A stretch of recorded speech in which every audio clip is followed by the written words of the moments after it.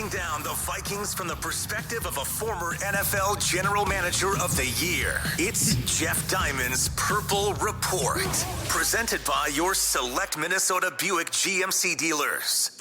Welcome to Jeff Diamond's Purple Report, Thursday edition. Brought to you every Monday and Thursday, occasionally Tuesdays, as we did this week earlier, and as we're going to do next week, because it'll be after New Year's, by your select Minnesota Buick GMC dealers on 1500 ESPN, available 24/7 on YouTube via links from the 1500 ESPN and Score North websites. I'm Jeff Diamond, former Vikings GM, former Tennessee Titans president. Our producer is A.J. Fredrickson, does a fantastic job putting the show together, even when he has to get back in town real quick. Hey, that's all right. during a holiday week time. So we appreciate that, certainly. And here we go. Big game. Vikings and the Packers, border battle, but even more important, kind of a playoff elimination game this Sunday night, prime time at U.S. Bank Stadium. And the big news of the day, of the week, Jaren Hall is back in the starting lineup for the Vikings as, I guess it would be maybe the fifth quarterback change this year. If you figure that Hall actually got the start in Atlanta, then it went to Dobbs, then it went to Mullins. First it was Kirk Cousins, and now it's back to Hall as musical chairs continue. But I'll say this, AJ, I think the coach, Kevin O'Connell, made the right decision this week by going with Jaren Hall. I think so, too. And this is something that I think I've been clamoring for, but I do understand why they did not do it as quickly as they've now eventually led to. You had the Josh Dobbs, the pass or not, rocket ship was taking off. I get that. Houston, we have a problem. You make the switch. Nick Mullins was going to be the guy had he not been injured when they eventually traded for Josh Dobbs. So, why not go with what the original plan A probably was? I get it. He probably fits the Kirk Cousins game plan a little bit more than a scrambling Josh Dobbs or a young kind of unknown Jaren Hall. And those guys know what they see in practice. But now it's gotten to the point where 6 interceptions in the last 2 games for Nick Mullins. I think this is almost unavoidable. And I don't think you can go back to Josh Dobbs. Jaren Hall is the option. I don't know if he's necessarily the solution, but at least he's the starter that is, he's got to lead the team out this weekend against the Packers. Yeah, and it's going to be his first home start as a Viking, as the rookie 5th-round pick.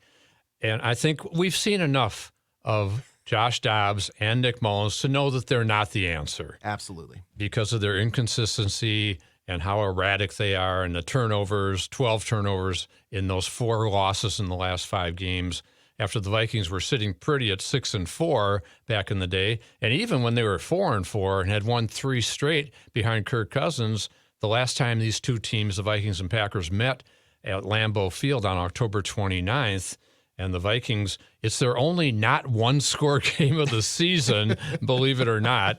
The Vikings won that day 24-10, and unfortunately for Kirk Cousins and the Vikings, it was his last start of the season, because that's the game where he tore his Achilles in the 4th quarter on the Lambeau Field turf.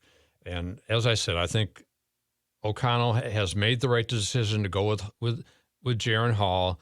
I think that, as we said, we've seen enough of the other guys, and at least Hall brings a little bit of scrambling ability that Mullins did not bring, that Dobbs did, but the hope is that Hall will protect the ball better than Dobbs did. And, of course, the Vikings dealing with so many injuries. T.J. Hawkinson, D.J. Wanham this week put on injury reserve with their season-ending injuries. Jordan Addison trying to make it back. He was back at practice today on a limited basis. Byron Murphy is still not there. That's a big concern going into this game at corner. They've got a lot of injury problems. Blackman at least was back on the field. We'll see. The Packers also had 14 players on their injury list, but they've got most of their key guys there, and Jordan Love has been playing very well lately. He's had 5 100-plus passer ratings in the last 6 games and has played well, even though the Packers' defense has really struggled lately. Gave up 30 points to Carolina in a 3-point win for the Packers last Sunday, and Carolina had the number 30 offense going into the game. Bryce Young had over 300 yards for the first time in his career. So the Vikings could have opportunities in the passing game, even more so potentially in the running game, where Green Bay ranks 30th in the league against the rush. But the Vikings coming off a game where they were dismal running the ball. looks like they're going to get Brian O'Neill back, which will help. But again, news of the day, news of the week, Jaren Hall back in the starting lineup. I think the U.S. Bank Stadium crowd is going to get behind him. I think the fans are going to be more excited to go to the game on New Year's Eve, and that crowd could be pretty wild on New Year's Eve. But I think they'll be more excited to see the youngster Jaren Hall get the start after what they've seen from Dobbs and Mullins lately. Let's hear from Kevin O'Connell on this big move, the big decision to go back to Jaren Hall. Just wanted to update you guys as we've kind of gone through the week and really feel good about our process and our plan for the game. Jaren Hall will start the football game, going back and really looking at some of the things he did in his short time out there against Atlanta. I was unfortunate when he got dinged up, and now that he's healthy, he's had a few great weeks of preparation, and look forward to seeing what Jaren can do.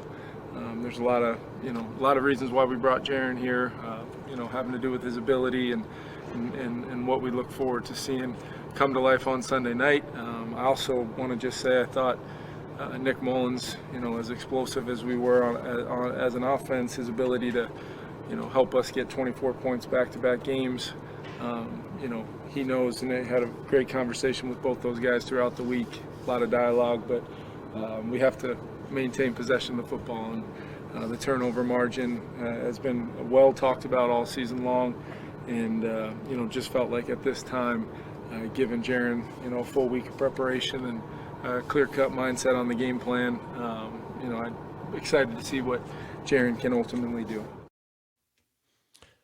And here's the man of the hour, man of the night on Sunday. Here's Jaren Hall. I'm excited for another week of work. Big test for us this week within the division with Green Bay at home. Be a great opportunity for us. But just as always, laser focused on this game on Sunday night, and taking care of what we need to do and going from there. So, take any questions you got. What was the process of finding out you're going to be starting this week? KO just had us in and spoke to us and just let us know what's going on, and we just went from there and then got right into work. I like Jaren Hall's poise. I like his confidence. And not to say that Dobbs or Mullins didn't have it, but certainly within the game, I thought Mullins kind of looked a little frazzled at times, shall we say. Yep. Even in Jaren Hall's limited play against Green Bay last time when he relieved Cousins, and he did have a fumble in that game, lost fumble, but that's his only turnover, has no interceptions. And he played those first couple of series in Atlanta, drove the team down to the 1-yard line, looking very poised, very confident, had completed 8 out of 10 before he had sustained the concussion. And then Josh Dobbs comes in, and the rest is crazy Viking history, as we say. But I do like Jaren Hall's confidence. I like his mobility. It's a big stage, certainly, to step onto, but he certainly appears to be going into it with confidence, and he should be, because he's got a really good supporting cast. I think it's really important the Vikings run the ball better than they did last week, and that'll be important. They had trouble running against Green Bay last time, but the Packers have struggled this year. Justin Jefferson also talked this week, or in the last couple of days, about Jaren Hall, even before he knew about Jaren Hall being the starter. Yeah, I mean, I feel like he has been doing a great job in just learning, just the process of being a rookie and just, carrying that role. It's definitely been a tough year, just battling with the injuries and, for his first game to start, having an injury. So it's definitely been a struggling season with injuries. But, I mean, just like I've been saying, it doesn't matter who's out there at quarterback. We always have that confidence in them. We feel like our preparation that we have throughout the week, gets them right for the game. And I feel like Jaren is definitely a great quarterback. He has definitely some potential to, spark this offense up if we, put him out there to play. But, I mean, we have confidence in whoever. And Kevin O'Connell had a interesting discussion with the media just about the injuries. And as we've talked before, all teams go through injuries during an NFL season and have to deal with the adversity and overcome it. We know that's the case. But when you lose your starting quarterback, it's just a different ball game and very difficult, and especially if you don't have a quality veteran backup. I was fortunate in my Viking years. We had Bob Lee when Fran Tarkenton got hurt. He took us to the conference championship game in 1977. We had Wade Wilson when Tommy Kramer got hurt in 1987. These guys were veteran quarterbacks, many years in the system. Randall Cunningham in 98 in our great season ends up MVP in the league when Brad Johnson hurts his ankle. Again, veteran guy, had been a Pro Bowl quarterback in Philly. Case Keenum in 2017 had been a longtime player in the league. And Josh Dobbs and Nick Mullins just didn't have that pedigree of a really quality veteran backup quarterback. Now, maybe Jaren Hall catches lightning as Brock Purdy did last year in San Francisco as a rookie. It can happen. But again, I think the mistake was in believing that Kirk Cousins could stay healthy as he had done his entire career, had never missed a start, and you're betting on that continuing. It's a dangerous bet to make, as we found this year. And as we talked about earlier in the week, AJ, that if Cousins had been there, there's no doubt in my mind they'd have at least 3 more wins and maybe 4. Yeah, and, no kidding. And still probably fighting for the division title and a top seed in the playoffs. So that's kind of the way I look at it. But getting back to JJ, and certainly when you think about keys to this game against the Packers on Sunday night, I mentioned before, you got to be able to run the ball better, which is going to help kind of take the pressure off Jaren Hall. It's also going to set up that play action passing game. Ty Chandler needs to be a more productive guy, as he was against Cincinnati when he had 132 yards rushing. Last week, Detroit shut him down. But again, the Vikings went away from the run in that game. Got to kind of stick with it a little more, and O'Connell did talk about that this week. But one of the other big stories this week, Jair Alexander, the Packers' Pro Bowl corner, has been suspended by Matt LaFleur, the Packers coach, for this game after some conduct detrimental to the team, shall we say. He decided on his own he's going to go out for the opening coin toss. Well, Jeff, didn't you hear? He's from Charlotte. Why wouldn't he? Yeah, exactly. And he decides, okay, I'm going to make myself a captain today. And then he goes out and he almost botches the decision of whether to defer to the second half. LaFleur was livid about that, but there have been other things with Alexander this year, who's fought through some injuries too. But he's their best corner. Without him, Justin Jefferson has to be targeted heavily in this game. He's coming off a great game. He's going to be double, but he can beat double coverage. But it's also going to open things up if Jordan Addison can play. He was back at practice limited. I think that's important if they get him back. KJ Osborne coming off one of his better games. And Brandon Powell's been a really productive guy this year. They need those wide receivers to come through without T.J. Hawkinson, who's been such a huge part of this offense, 95 catches this year. Johnny Munt, going to be a key player. Had a ball go through his hands last week. He's important. Josh Oliver caught a big play, 33 yards, first play of the game against Detroit. He's going to be a bigger factor too. So it's going to be really interesting to see how they play it without Hawkinson. And with the young rookie quarterback in this game, the defense is going to have to step up against Jordan Love, who, as I said, has been hot. Mm-hmm. But getting back to Jefferson, let's relive that great catch on 3rd and 27 against Detroit. He would have been walking into the end zone for a touchdown. 3rd down at 27. Mullins fires. Wow. Jefferson, wow! What a catch! Unbelievable! Which should have led to a victory if Mullins had thrown a decent pass at the end of the game. And if Jaren Hall can make some plays with Justin Jefferson, because he's going to get open. And even if he's not open, throw him the ball. It doesn't matter because he makes plays. Here's JJ talking about that catch. It was similar, similar situation, similar catch type. Just I went up with one hand and, we finished the game with the win in Buffalo. But it definitely was similar. I just always want to, keep that momentum for the team, make that play for us to keep going and extend the drive. And I feel like that definitely, gave us a little spark at that moment, especially, recovering the fumble, the play before. So that whole process, that whole sequence was me just trying to do whatever it takes to get us on that scoring board to, get us that win.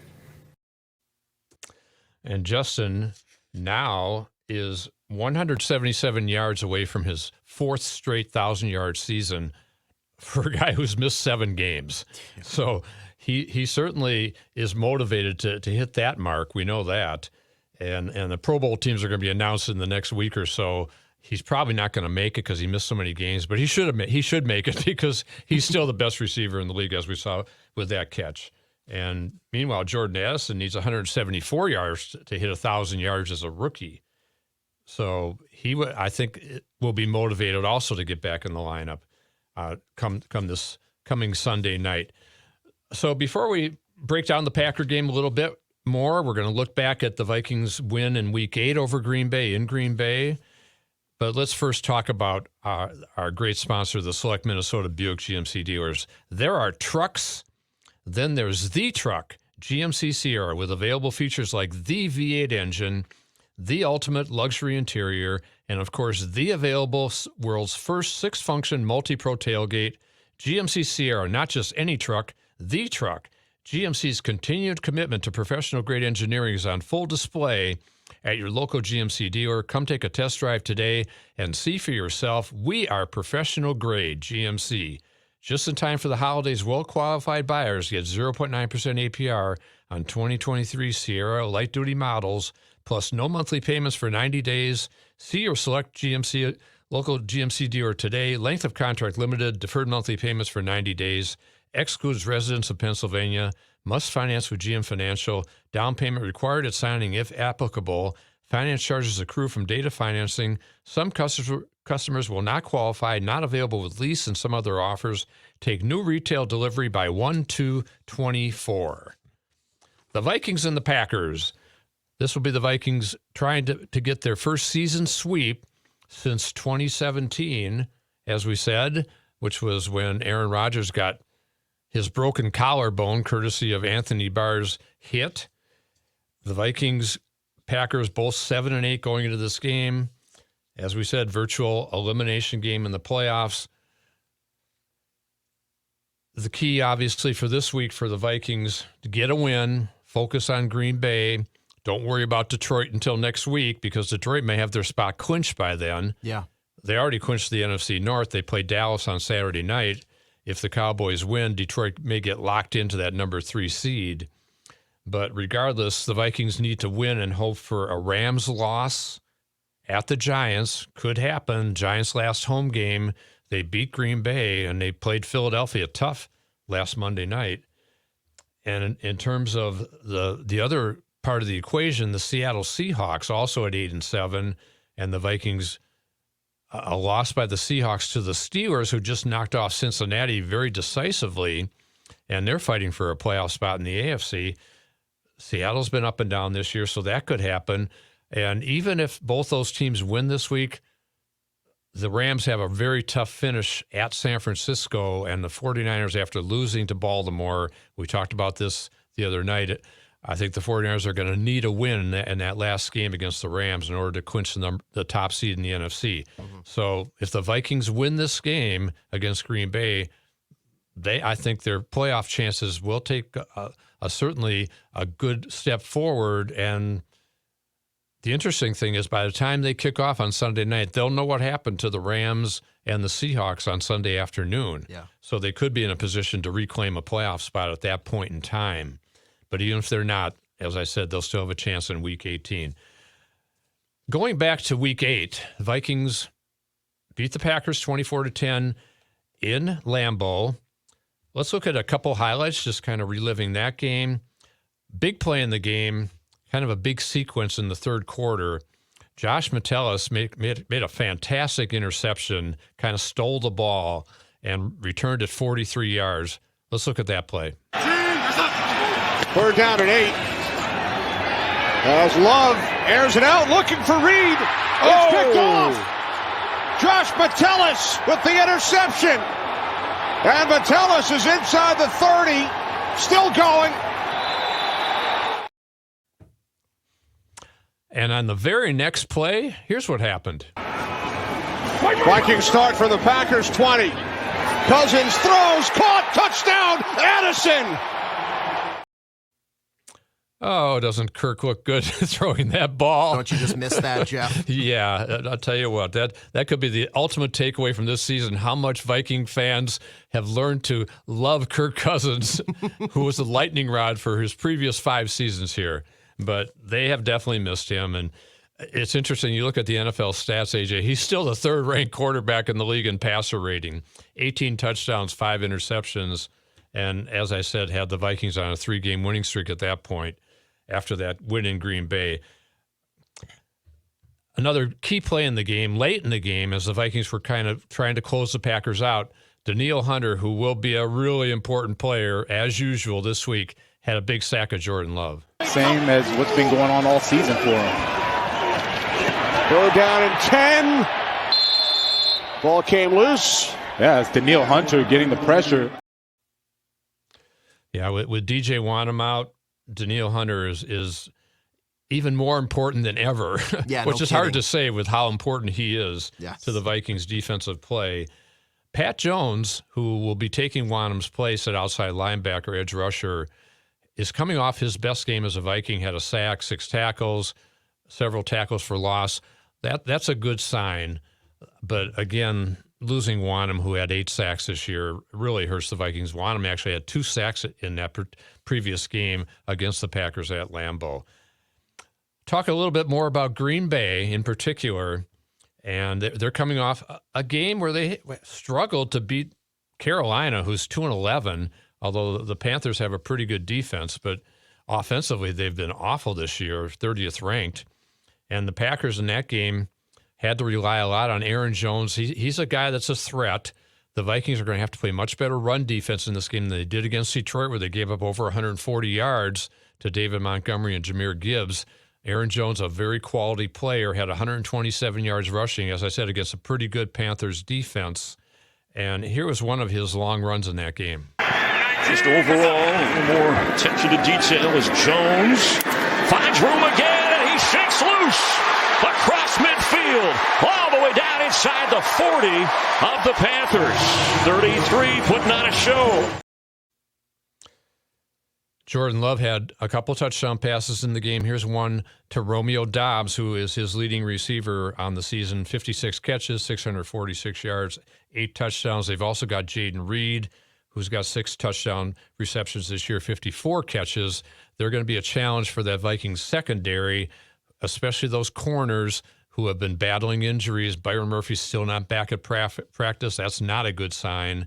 Blackman is, but at the end of the game against Detroit, they were playing Andrew Booth and Jalen Williams in his NFL debut because they'd pulled a Caleb Evans out of the game, who had really struggled the last couple weeks against T. Higgins, against Amon-Ra St. Brown. So, but here is Jordan Love throwing a touchdown pass to Romeo Doubs. Protecting a 7-point lead. 3rd and goal from the 5 of Carolina. Robert Smith, Chris Myers, Jen Hale. And nice to have you watching at Christmas Eve. Love to throw. End zone. Catch made. Romeo Doubs with a Packer touchdown. Romeo. He's a pretty good receiver. And the Packers have some weapons on that team. Their offensive line is up and down, has battled a lot of injuries. They're missing Bakhtiari, their Pro Bowl tackle. Jenkins, a Pro Bowl guard, has been banged up. So there may be opportunities for the Vikings, but they really need to stop the run and get pressure on Jordan Love, who, as we said, has been playing very well lately. In that game, it was we mentioned Jair Alexander, who is the Packers' Pro Bowl corner, will miss this game. Here was a play. Adam Thielen, our old friend from the Vikings. Watch this catch, this one-handed, left-handed catch by Adam in the game for the Panthers. In the 4th quarter of a game this year, other than winning a game as time expired. And the catch is made, even though it was deflected. Adam Thielen stayed with it. Jair Alexander is going to be on the coverage, and Young probably a little bit late with that throw because Eric Stokes was there, but he leads Thielen. That was a sweet play by Adam, which I love to see because our agent firm represents him, and he's a great guy, and he's a Minnesotan. and a Viking at heart, even though he's in Carolina at this point in time. So before we go around the league a little bit, and then AJ and I are going to make our picks on the big game, yes. Let's hear again from our great sponsor, the Select Minnesota Buick GMC dealers.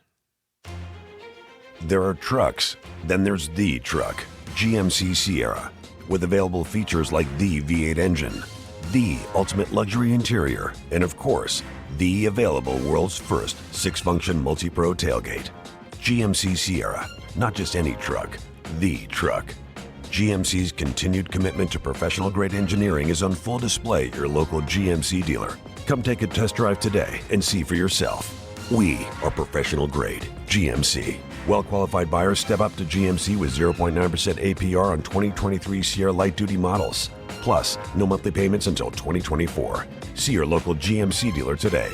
Length of contract limited. Deferred monthly payments for 120 days. Excludes residents of Pennsylvania and Maine. Must finance with GM Financial. Down payment required at signing if applicable.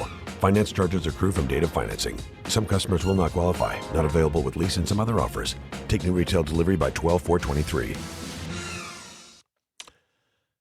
It's really been a crazy year around the NFL, and you talk about some of these teams that you expect to be elite that have struggled. The Chiefs are one of those, have lost 4 of their last 6 games. The offense is underperforming. Travis Kelce throwing helmets on the sideline, and it's not because of Taylor Swift. It's because he's just frustrated with the offense. Patrick Mahomes was a highly rated passer last year. I think he was 3rd ranked in the league. He's like 15th this year. It's just been a really tough year for the Chiefs, and they have a big game with Cincinnati to try to get back on track. They're 9-6. They're going to win that AFC West, but they're going to be on the road in the playoffs, and they want to get back on track. And so that's one of the big games this weekend. Of course, several other big games mentioned before, the Rams at the Giants and the Seahawks hosting Pittsburgh are the big games for the Vikings in terms of the playoff picture. Detroit at Dallas on Saturday night. I like the Cowboys in this game. The Cowboys are 7-0 at home, but they're 3-5 on the road. They're going to be on the road probably in the playoffs. For Detroit, I don't see them going into Dallas and winning this game. I think it'll be kind of a letdown type after they clinch the division. Another big game, Miami at Baltimore with the AFC top seed on the line. This is going to be a good game. That's going to be a good game. And how do you figure the NFL scheduling that at noon on Sunday instead of putting it whether in prime time instead of Vikings-Packers or putting it as a doubleheader game? They've got Kansas City, Cincinnati. That's kind of a strange decision by the league, but for everything the NFL does right, they need to be a little more adamant about flexing certain games. Yeah. You know, we need to have that game. That's a primetime game, in my opinion. Exactly right, and so those are some of the big games this weekend, and we'll check those out and kind of report back on those on our next show on Tuesday, as I said, after the Vikings and Packers on Sunday, and then New Year's Day on Monday. But let's look at this game and the Vikings, and AJ and I are going to make our picks. Mm-hmm. Every game, as I said, this year has been a one-score game, except that Green Bay game. I think this game will be a one-score game again. Yes. I think it'll be a wild atmosphere on New Year's Eve in primetime at US Bank Stadium. Vikings fans will get behind Jaren Hall in his home debut. But the Vikings are 2-5 at home this year. It's just kind of crazy what's happened. But there's certainly a lot on the line, but for both teams, because the Packers are also still in the mix at 7-8. Jordan Love's been playing well lately, which is concerning as he goes against the Vikings' shaky corners. How is Brian Flores going to handle this? Is he going to blitz him heavily as he did Jared Goff? I expect Love to have a lot of quick passes as Goff did. Mm-hmm. Can the Vikings' corners cover? I have my doubts about that in this game. I actually feel better about the Vikings' chances with Hall starting, but instead of Mullins. But the Vikings are just so injury-riddled. I'm going to pick Green Bay 24-23. Hope I'm wrong. How do you see it, AJ? The Vikings, I feel like, have had their best success when the other team hasn't been really able to game plan for them. Josh Dobbs is kind of coming out of nowhere. No tape on him. They succeed. Nick Mullins, at times, you could a little easier game plan because there is more tape on him. But what's scarier for the Packers than the unknown? Jaren Hall, there's almost no tape on him whatsoever other than that small little stint against the Falcons. I think he's going to come in a home game. He's going to want to perform well. I do think Brian Flores' defense has a nice bounce back week. I'm going to take the Vikings in this one, 27-24. I hope you're right, AJ. I do too, Jeff. I hope you're right. And we will be back to break it down on Tuesday next week after New Year's. And this has been Jeff Diamond's Purple Report, brought to you every Monday and Thursday during the Viking season, occasionally Tuesday, such as next week, by your select Minnesota Buick GMC dealers on 1500 ESPN, available 24/7 on YouTube via links from the 1500 ESPN and Score North websites. This is Jeff Diamond with AJ Frederickson. Everybody have a great, safe New Year's, and we will talk to you next week on Tuesday.